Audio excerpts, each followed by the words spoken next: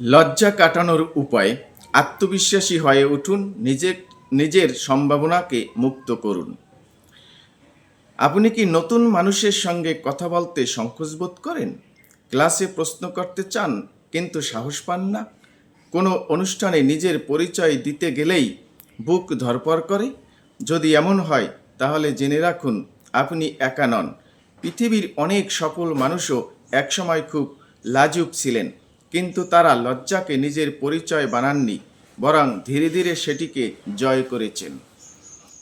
আজকের ভিডিওতে আমরা জানব লজ্জা কেন হয়, এটি কিভাবে আমাদের জীবনে বাধা সৃষ্টি করে এবং কিভাবে ধাপে ধাপে লজ্জা কাটিয়ে আরও আত্মবিশ্বাসী মানুষ হওয়া যায়।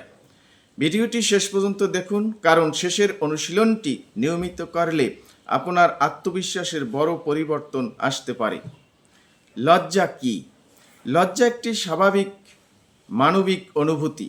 নতুন পরিবেশ, নতুন মানুষ বা গুরুত্বপূর্ণ পরিস্থিতিতে অনেকেই কিছুটা সংকোচ অনুভব করেন। এটি কোনো দুর্বলতা নয়। সমস্যা তখনই হয় যখন অতিরিক্ত লজ্জা আমাদের পড়াশোনা, চাকরি, সম্পর্ক বা স্বপ্ন পূরণের পথে বাধা হয়ে দাঁড়ায়। কেন আমরা লজ্জা পাই? এর অনেক কারণ থাকতে পারে। হয়তো ছোটবেলায় বারবার সমালোচিত হয়েছেন, হয়তো ভুল করার ভয় আছে, হয়তো অন্যরা কি ভাববে তা নিয়ে অতিরিক্ত চিন্তা করেন। কিন্তু মনে রাখবেন, বেশিরভাগ মানুষ নিজেদের জীবন দিয়ে এত ব্যস্ত থাকেন যে তারা আপনার ছোট ভুলগুলো নিয়ে দীর্ঘ সময় ভাবেন না। লজ্জা কাটানোর কৌশল 1, ছোট ছোট পদক্ষেপ দিয়ে শুরু করুন। একদিনেই শত মানুষের সামনে আত্মবিশ্বাসের সঙ্গে কথা বলা সম্ভব নয়। আজ শুধু একজন নতুন মানুষকে সালাম দিন, আগামীকাল একটি ছোট প্রশ্ন করুন, পরের সপ্তাহে একটি ছোট আলোচনায় অংশ নিন। ছোট ছোট পদক্ষেপই বড় আত্মবিশ্বাস তৈরি করে। কৌশল 2, ভুলকে ভয় পাবেন না। ভুল করা মানেই ব্যর্থ হওয়া নয়, ভুল হলো শেখার একটি অংশ। যারা আজ ভালো বক্তা, ভালো শিক্ষক বা সফল নেতা, তারাও একসময় ভুল করেছেন। তাই ভুলকে ভয় না পেয়ে তা থেকে শিক্ষা নিন। কৌশল 3, নিজের সঙ্গে ইতিবাচক কথা বলুন। নিজেকে বারবার বলবেন না, আমি পারবো না, আমি খুব লাজুক। এর পরিবর্তে বলুন, আমি প্রতিদিন একটু একটু করে উন্নতি করছি, আমি চেষ্টা করব। এই ছোট বাক্যগুলো আপনার মানসিকতাকে ধীরে ধীরে বদলে দিতে পারে।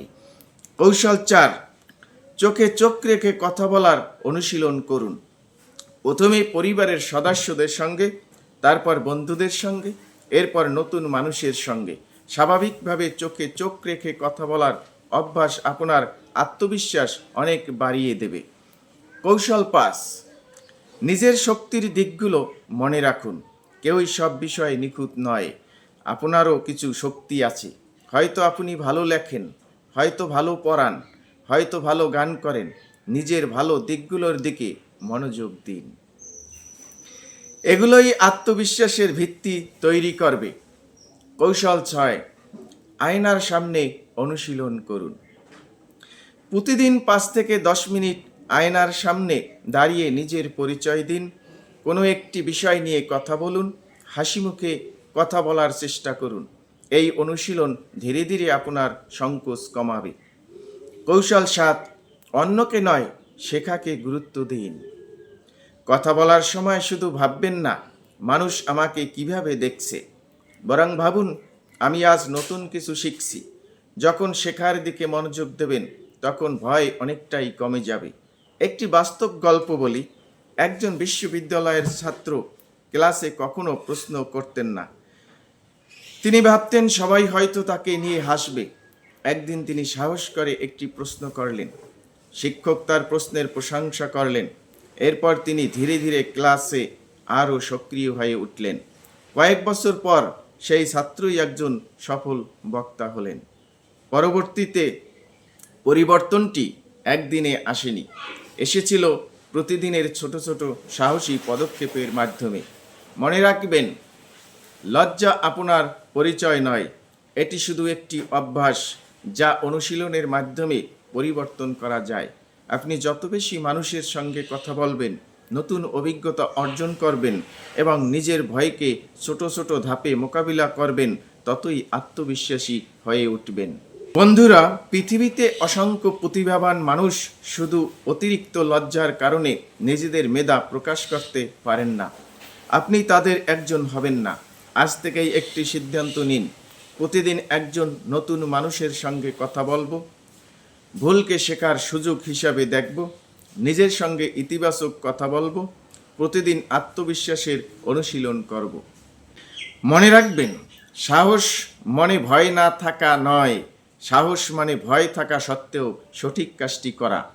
ভিডিওটি যদি আপনার ভালো লেগে থাকে তাহলে একটি লাইক দিন এবং কমেন্টে লিখুন, আজ থেকে আমি লজ্জাকে নয় আত্মবিশ্বাসকে বেছে নেব।